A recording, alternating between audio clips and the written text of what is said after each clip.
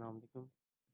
Kubernetes training के अंदर जो टास्क है वो है हमारा टास्क नंबर 7, जिसके अंदर हमें EKS के अंदर जो है वो ऑटो स्केलिंग करनी थी।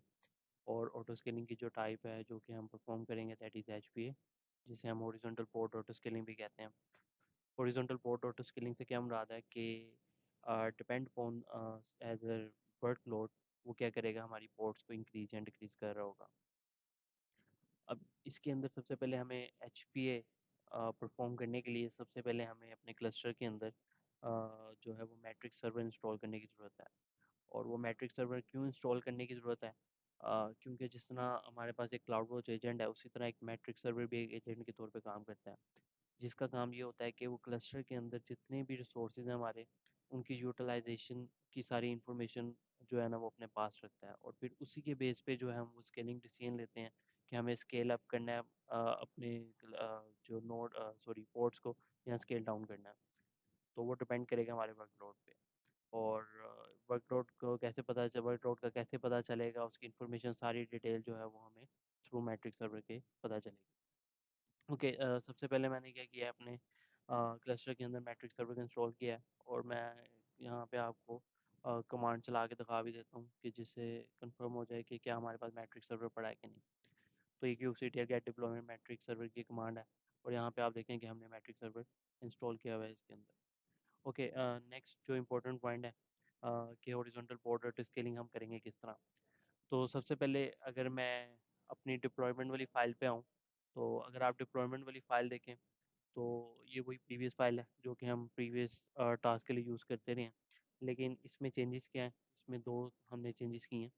अगर आप देखें यहाँ पे आपको रिसोर्स और रिसोर्स के अंदर दो चीज़ें नज़र आ रही होंगी डिप्लॉयमेंट फ़ाइल के अंदर, एक लिमिट और एक रिक्वेस्ट। अब बेसिकली सबसे पहले अगर मैं बताऊँ कि ये जो लिमिट है ये हमें क्या बता रही है कि कितना जो है वो मैक्सिमम रिसोर्सेज जो है कंटेनर कंज्यूम कर सकता है।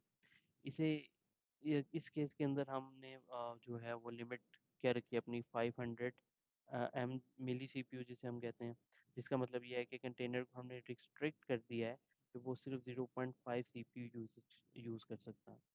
और नेक्स्ट अगर मैं रिसोर्सेज के अंदर रिक्वेस्ट पढ़ाऊँ, तो रिसोर्स रिक्वेस्ट बेसिकली हमने क्या सेट की है, हमने 200 M सेट की है, जिसका मतलब ये है कि कंटेनर को 0.2 CPU चाहिए होगा प्रॉपर्ली काम करने के लिए।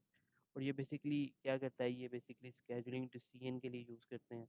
यानी कि किसी नोड के पास इतने अवेलेबल रिसोर्सेज होंगे जो कि पोर्ट की रिक्वायरमेंट को पूरा कर रहे होंगे, तो उस नोड के अंदर जो हम क्या करेंगे, अपनी पोर्ट को डिप्लॉय करेंगे। लेकिन क्योंकि इस केस के अंदर हमारे पास जो है वो एक ही नोड है, तो उसी नोड के अंदर जो है वो हमारी पोर्ट्स की डिप्लॉयमेंट होगी। ओके, नेक्स्ट जो हमारे पास पार्ट था दैट इज़ सर्विस फाइल, इसके अंदर कोई भी चेंजेस नहीं है। और इसमें जो है वो टाइम लोड बैलेंसर है, जो कि सिंपल क्या करेगा, क्लासिकल लोड बैलेंसर को डिप्लॉय करेगा हमारी सर्विस को।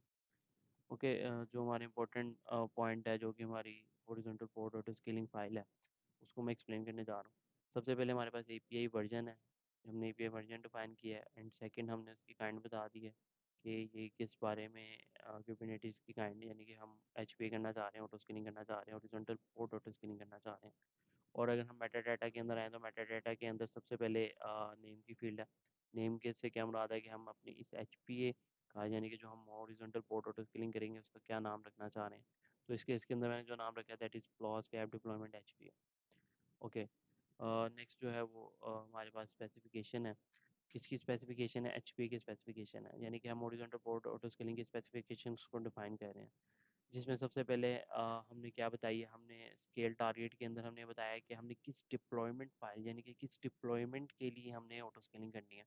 तो यहाँ पे क्योंकि डिप्लॉयमेंट के अंदर जाएं, तो मैंने अपने डिप्लॉयमेंट का जो नाम रखा है फ्लास्क ऐप डिप्लॉयमेंट, तो मैंने डिप्लॉयमेंट की भी हुई है। और इस डिप्लॉयमेंट के लिए बेसिकली हम काम करना चाह रहे हैं, तो हमने यहाँ पे उसका बता दिया कि काइंड डिप्लॉयमेंट है और उसका नाम क्या है, फ्लास्क ऐप डिप्लॉयमेंट, जिसके लिए हम क्या करना चाह रहे हैं, स्केलिंग करना चाह रहे हैं। और उसके बाद हमने स्पेसिफाई किया है कि हमारे पास जो मिनिमम रेप्लिकास हैं वो कितने हो सकते हैं, 1, और मैक्सिमम कितने हो सकते हैं, 10। यानी कि मिनिमम जो है वो एक रेप्लिका जो है वो क्रिएट होगा, और मैक्सिमम कितने हो सकते हैं, हमारे पास 10 रेप्लिका क्रिएट हो सकते हैं। उसके बाद जो हमारे पास नेक्स्ट इंपॉर्टेंट जो पॉइंट है दैट इज़ मैट्रिक्स।